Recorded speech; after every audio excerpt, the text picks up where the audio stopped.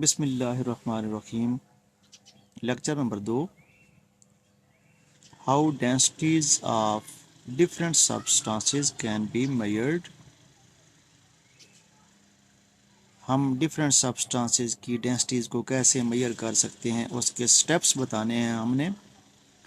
Dear students, अगर आपने किसी भी लिक्विड की डेंसिटी मेजर करनी है तो हमें एक ग्रेजुएटेड सिलेंडर की ज़रूरत पड़ेगी। ग्रेजुएटेड सिलेंडर जिस तरह आपने देखा है कि लेबॉर्ट्रीज़ में इस्तेमाल होता है, जिस पे लिखाई हुई होती है, उस पे नंबर लिखे होते हैं कि ये इतने मिली लीटर है, और उसकी मदद से हम वॉल्यूम मेजर करते हैं। To measure density of liquid we need a graduated cylinder to measure the volume. और हमें एक फ़िज़िकल बैलेंस की ज़रूरत पड़ती है जिसकी मदद से हम मैस मेजर करते हैं। तो हमें दो चीज़ों की ज़रूरत पड़ती है, एक ग्रेजुएटेड सिलेंडर और दूसरा फिज़िकल बैलेंस जिसको हम तराजू कहते हैं। तो स्टेप्स ये हैं कि सबसे पहले हमने मेजर करनी है एम्प्टी सिलेंडर कि उसका मैस कितना है। First measure the mess of empty cylinder. Step number 2, उसके अंदर लिक्विड ऐड करें और लिक्विड का वॉल्यूम मेजर करें कि लिक्विड कहाँ तक पहुँचा है, वो नंबर नोट कर लें तो उतना वॉल्यूम हो जाएगा। फिर उसके बाद हमने मैस ऑफ लिक्विड, जो उसके अंदर लिक्विड डाला था, एक तो भरा हुआ सिलेंडर है और दूसरा खाली सिलेंडर था। भरे हुए सिलेंडर में से अगर खाली सिलेंडर का मैस निकाल दिया जाए तो पीछे जो बचता है वो क्या है, वो मैस ऑफ लिक्विड हो जाएगा। Mass of liquid will be equal to mass of cylinder plus liquid minus mass of empty cylinder. तो वॉल्यूम मेजर करने के लिए हमें डेंसिटी का फार्मूला चाहिए होता है। Density of liquid can be calculated by using a formula mess of liquid divided by volume of liquid. हम इस की वजाहत एक मिसाल से करते हैं कि अगर आपके पास एक एम्प्टी सिलेंडर है, उसका मैस कितना है, 145 ग्राम है। उसके अंदर हम 60 मिलीलीटर लिक्विड ऐड करते हैं, तो आपने उसका जो मैस है उसका मेजर किया तो वो कितना बन गया, वो 205 ग्राम बन गया। तो आपने डेंसिटी ऑफ लिक्विड कैलकुलेट करनी है। तो मैस ऑफ एम्प्टी सिलेंडर कितना है, 145 ग्राम, और mess of cylinder plus liquid कितना है, 205 ग्राम। तो इसमें मैस कितना आ जाएगा, 205 में से 145 माइनस करें तो 60 ग्राम क्या आ गया, ये मैस ऑफ लिक्विड आ गया। फिर दूसरी चीज़ जो हमें गिवन है, ये 60 मिलीलीटर है, तो ये याद रखें मिलीलीटर जो है वो वॉल्यूम होता है। तो वॉल्यूम ऑफ लिक्विड कितना आ गया, 60 मिलीलीटर। तो डेंसिटी का फार्मूला होता है mass over volume, so it will become 60 divided by 60 which is equal to 1, और ग्राम पर मिलीलीटर ये यूनिट होती है डेंसिटी की। तो ये आपका लिक्विड की डेंसिटी मेजर करने का एक मेथड था। Question number 7, how density of regular shaped solids can be calculated. Dear student, सबसे पहले आपने पता चलाना है कि ये रेगुलर शेप्ड सॉलिड्स क्या होते हैं। इसकी दो मिसालें आप अपने जहन में रख लें। एक क्यूब होता है जिस तरह लूडो का दाना है, और दूसरा सफ़ेयर होता है जिसकी एग्जांपल फुटबॉल है।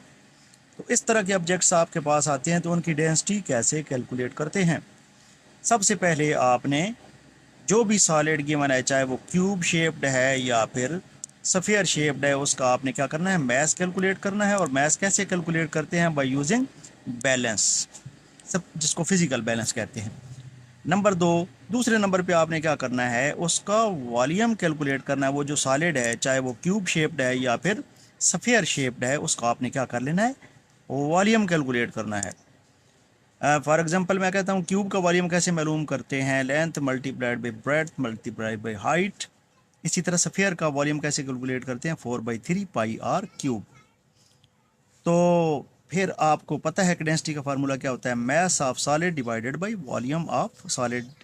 सो density can be calculated by m dividing by v, volume. मैं एक मिसाल देता हूँ कि आपके पास एक ईंट है जिसकी लेंथ 21.6 सेंटीमीटर है और वेट था आपके पास 10.2 सेंटीमीटर है, जबकि हाइट कितनी है, 6.35 सेंटीमीटर। मैस गिवन है 3.30, लेंथ हमारे पास 21.6 सेंटीमीटर है, जिसको हम 100 पे डिवाइड करने के बाद मीटर में कन्वर्ट कर लेंगे। इसी तरह वेड्थ को भी मीटर में कन्वर्ट किया और हाइट को भी मीटर में कन्वर्ट किया। तो वॉल्यूम ऑफ ब्रिक जो कि हमारे पास क्या है, एक रेगुलर शेप्ड है, उसका वॉल्यूम कैसे कैलकुलेट करते हैं, length multiplied by width multiplied by height, तीनों को मल्टीप्लाई किया तो आपके पास वॉल्यूम आ गया, जो कितना बनता है 0.00140 मीटर क्यूब। फिर आपने डेंसिटी का फार्मूला लगाया, मास ओवर वॉल्यूम। तो इस तरीके से आपने डेंसिटी कैलकुलेट कर ली। Question number 9, how we find density of irregular shaped solid such as rock और स्टोन। डियर स्टूडेंट्स, आपने इरेगुलर शेप की डेंसिटी मेजर करनी है तो सबसे पहले आपने कुछ स्टेप्स को फॉलो करना है। सबसे पहले आपने जो भी स्टोन है या आपके पास रॉक है उसका आपने मास मेजर करना है बाय फिजिकल बैलेंस। फिर आपने खाली बीकर लेना है, उसमें वाटर ऐड करना है और उसका वॉल्यूम मेजर कर लेना है, जिसको हमने V1 कहा है। फिर उसी पानी के अंदर, बीकर के अंदर पानी तो डाला हुआ है, उसके अंदर आपने स्टोन को ऐड किया तो वॉल्यूम बढ़ जाएगा। वो जो बड़ा हुआ वॉल्यूम है वो आपने नोट कर लेना है। बड़ा वॉल्यूम माइनस छोटा वॉल्यूम कैलकुलेट करना है, तो वो किसका वॉल्यूम होगा, स्टोन का। इसके बाद डेंसिटी कैलकुलेट करने के लिए आपने फार्मूला लगाना है, density is equal to mass over volume, ये वाला फार्मूला। अब मैं एक मिसाल से वजाहत करता हूँ कि आपके पास एक रॉक है जिसका मास कितना है 80.52 ग्राम, और आपके पास एक बीकर था जिसमें आपने पानी लिया, तो अब बीकर कितनी रीडिंग शो कर रहा है, 18 मिलीलीटर। फिर आपने उसके अंदर पत्थर डाला तो रीडिंग बढ़ जाएगी और वो कितनी हो गई, 46 हो गई मिलीलीटर।